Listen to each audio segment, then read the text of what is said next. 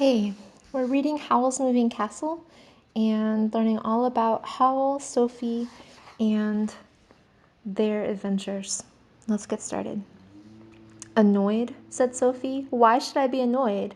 Someone only filled the castle with rotten aspic and deafened everyone in Porthaven and scared Calcifer to a cinder and broke a few hundred hearts. Why would that annoy me? Howl laughed. I apologize, he said, turning the knob to red down. The king wants to see me today. I shall probably be kicking my heels in the palace until evening, but I can do something for your rheumatism when I get back. Don't forget to tell Michael that I left a spell for him on the bench. He smiled sunnily at Sophie and stepped out among the spires of Kingsbury. And you think that makes it all right? Sophie growled as the door shut. But the smile had mollified her. If that smile works on me, then it's no wonder poor Martha doesn't know her own mind, she muttered.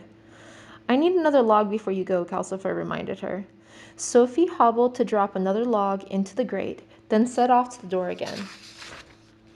But there Michael came running downstairs and snatched the remains of a loaf off the bench as he ran to the door. You don't mind, do you? He said in an agitated way. I'll bring a fresh loaf when I come back. I've got something very urgent to see today, but I'll be back by evening. If the sea captain calls for his wind spell, it's on the end of the bench, clearly labeled. He turned the doorknob green downward and jumped out onto the windy hillside, loaf clutched to his stomach. See you, he shouted as the castle trundled away past him and the door slammed. Botheration, said Sophie. Calcifer, how does a person open the door when there's no one inside the castle?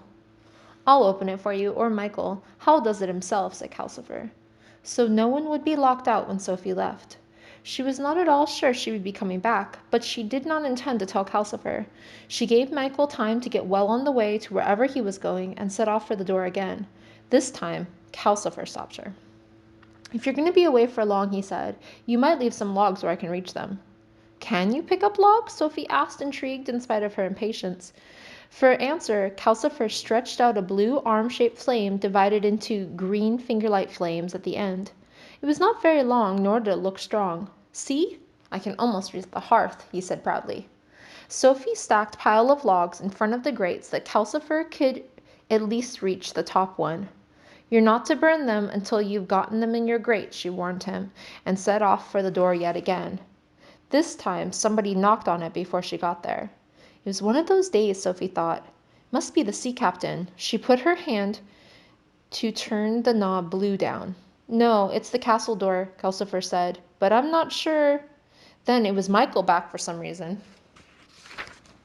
Sophie thought as she opened the door. A turnip face leered at her. She smelled mildew against the wide blue sky. A ragged arm ending in the stump of a stick wheeled around and tried to paw at her.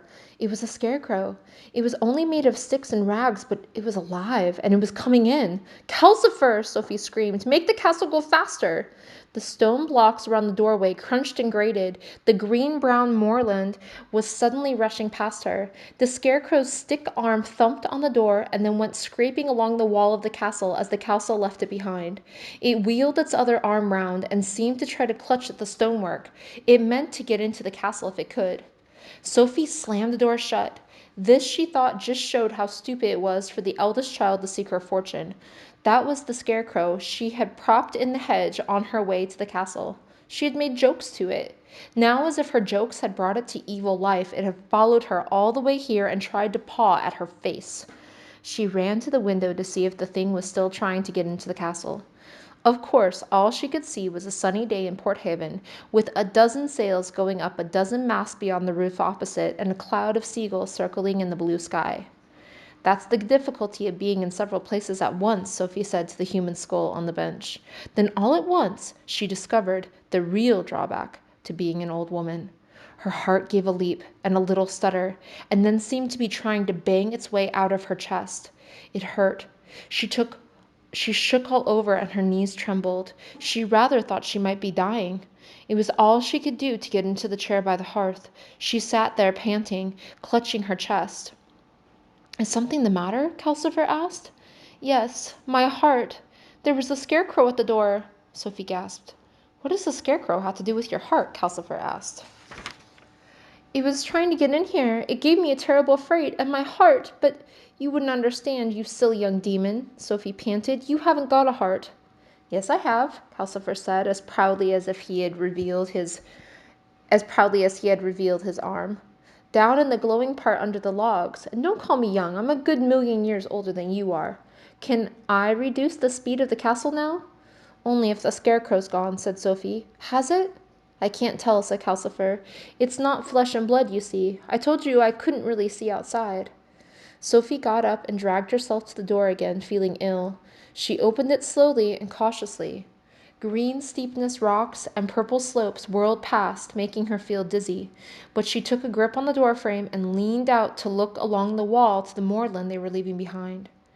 The scarecrow was about 50 yards to the rear. It was hopping from clump to heather clump with a sinister sort of valiance, holding its flutterstick arms at an angle to balance it on the hillside.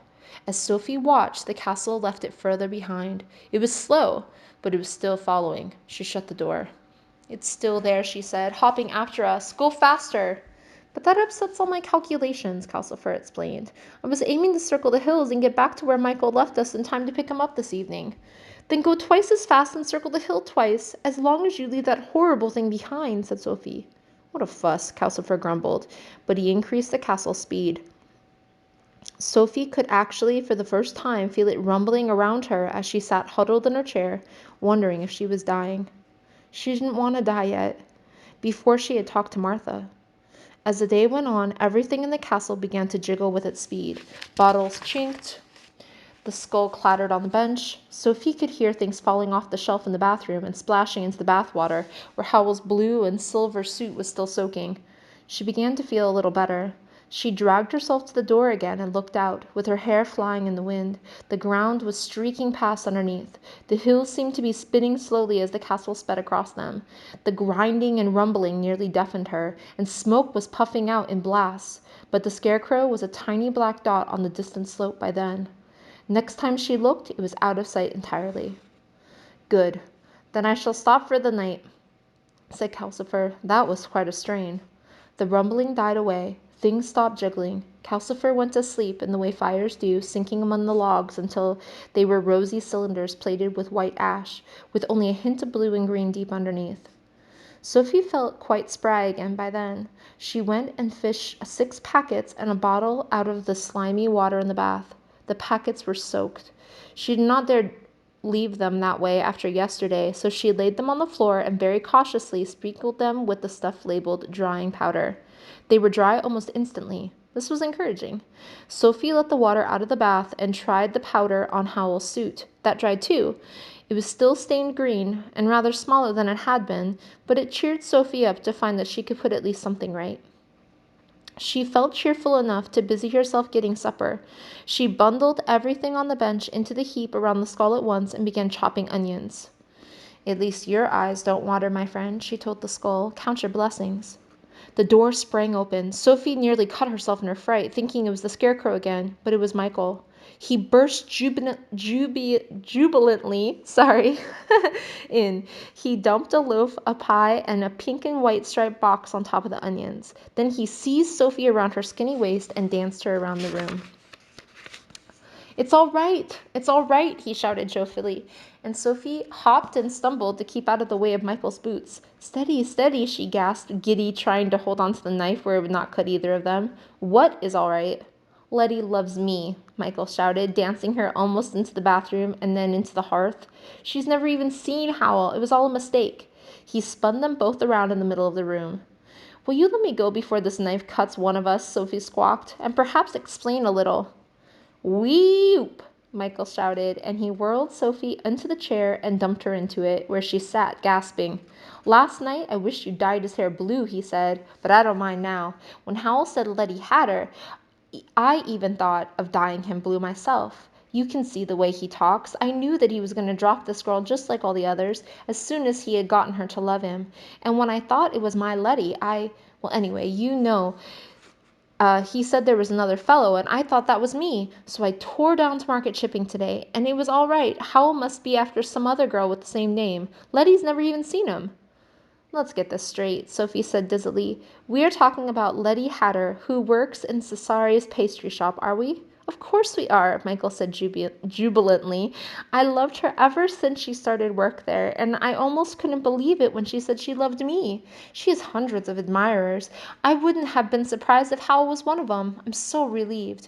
I got you a cake from Cesari's to celebrate. Where did I put it? Oh, here it is. And he thrust the pink and white box at Sophie. Onion fell off of it into her lap. How old are you, my child? Sophie asked. 15 last May Day, said Michael. Calcifer sent fireworks up from the castle. Didn't you, Calcifer? Oh, he's asleep. You're probably thinking I'm too young to be engaged. I've still got 3 years of my apprenticeship to run, and Letty's got even longer. But we promised one another, and we don't mind waiting. And I'll stop there. So, listen for tomorrow to see what happens. Bye, guys.